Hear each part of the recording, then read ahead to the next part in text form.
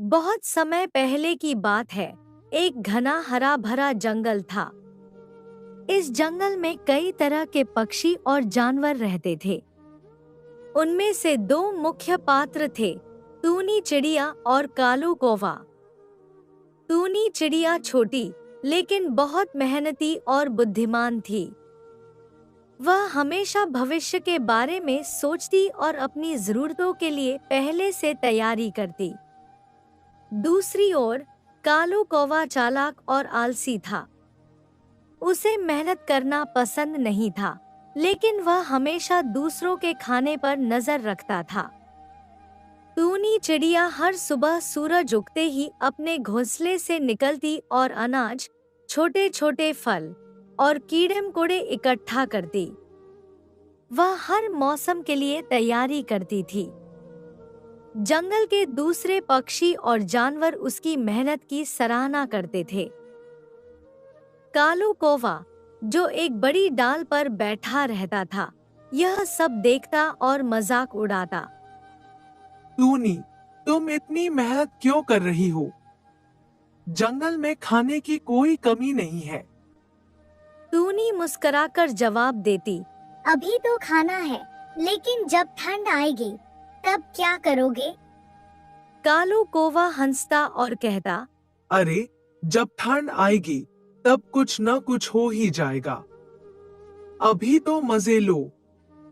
एक दिन टूनी चिड़िया ने देखा कि एक घायल कबूतर झाड़ियों के पास पड़ा था। उसने पास जाकर पूछा, क्या हुआ भैया? कबूतर ने दुखी स्वर में कहा, मैं उड़ते उड़ते एक शिकारी के जाल में फंस गया था। बड़ी मुश्किल से बचकर निकला हूँ, लेकिन अब उड़ नहीं पा रहा। टूनी चिड़िया को बहुत दया आई।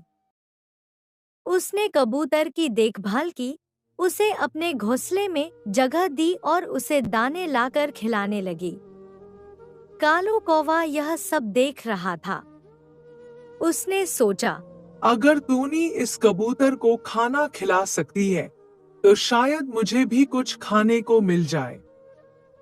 कुछ दिन बाद जब सर्दी आने लगी, जंगल में खाना कम होने लगा। कालू कौवा भूखा रहने लगा। वह टूनी चिड़िया के पास गया और बोला, टूनी बहन, भूख लगी है, थोड़ा अनाज दे दो। टूनी चिड़िया बोली, कालू भैया, मैंने तो तुमसे पहले ही कहा था कि मेहनत करो और अनाज जमा करो, लेकिन तुमने मेरी बात नहीं मानी। कालू कौवा बोला, अरे, मुझे नहीं पता था कि सर्दी इतनी जल्दी आ जाएगी। टूनी ने हंसकर कहा, समय पर काम करना बहुत जरूरी होता है। कालू कौवा मायूस होकर चला गया, लेकिन उसके मन में एक चालाकी आई। उसने सोचा, अगर मैं टूनी चिड़िया को धोखा दे दूं, तो मुझे खाना मिल सकता है। रात को कालू कौवा धीरे धीरे टूनी के घोंसले के पास आया और चुपके से कुछ अनाज चुरा लिया। वह अगले दिन फिर आया और ज्यादा चुरा लिया, लेकिन कबूतर ने उसे देख लिया। वह तुरंत टूनी चिड़िया के पास गया और बोला, बहन, तुम्हारा अनाज कोई चुरा रहा है। टूनी चिड़िया ने एक योजना बनाई। अगले दिन वह अपने घोंसले के पास छिपकर बैठ गई। जैसे ही कालू कौवा चोरी करने आया, उसने जोर से कहा, कालू भैया, मेहनत करना सीखो, चोरी मत करो। कालू कौवा शर्मिंदा हो गया। कालू कौवा को अपनी गलती का एहसास हुआ। उसने टूनी से माफी मांगी और वादा किया कि अब वह मेहनत करेगा। बहुत समय पहले की बात है। एक घने और हरे भरे जंगल में तरह तरह की चिड़िया रहती थी। उन सभी में सबसे चतुर और समझदार थी टूनी चिड़िया। टूनी छोटी लेकिन बहुत बुद्धिमान थी। वह जंगल की बाकी चिड़ियों की मदद करने के लिए हमेशा तैयार रहती थी। जंगल के बीचों बीच एक बड़ा सा बरगद का पेड़ था, जहाँ चिड़ियों का गांव बसा हुआ था। इस पेड़ की शाखाओं पर सैकड़ों घोंसले थे। यहाँ पर कबूतर और तोते जैसे पक्षी रहते थे। दिन भर ये चिड़िया उड़ान भरती, खाना खोजती और फिर शाम को अपने घोंसलों में लौट आती। टुनी चिड़िया का घोंसला सबसे ऊपर था, जहाँ से उसे पूरा जंगल दिखता था। वह छोटी होने के बावजूद तेज तर्रार थी।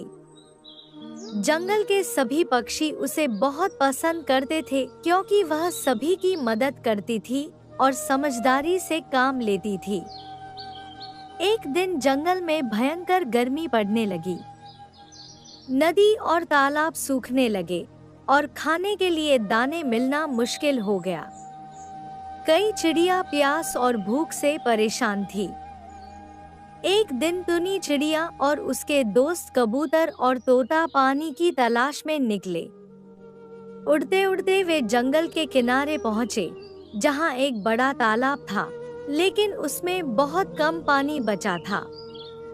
टुनी ने सोचा, अगर जल्दी कुछ नहीं किया गया तो जंगल की सारी चिड़िया प्यास से मर जाएंगी। टुनी चिड़िया को एक उपाय सूझा। उसने सभी चिड़ियों को इकट्ठा किया और कहा, हमें तालाब में पानी लाना होगा। अगर हम सब मिलकर अपने पंजों और चोंच से दूर के झरने से पानी लाएं, तो तालाब फिर से भर सकता है। सभी चिड़िया तैयार हो गई। वे झरने तक उड़कर जाती, अपनी चोंच में पानी भरती और फिर तालाब में डाल देती। यह काम बहुत कठिन था, लेकिन चिड़िया बिना रुके मेहनत करती रहीं। कुछ ही दिनों में तालाब फिर से भर गया। अब जंगल की सभी चिड़िया आराम से पानी पी सकती थी। टुनी की सूझबूझ और सभी की मेहनत से जंगल एक बड़ी समस्या से बच गया। इस कहानी से हमें यह सीख मिलती है कि अगर हम मिलकर मेहनत करें तो किसी भी कठिनाई को दूर कर सकते हैं।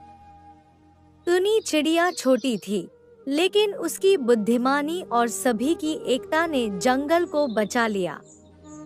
इसी तरह हमें भी एक दूसरे की मदद करनी चाहिए और मिलकर समस्याओं का हल निकालना चाहिए।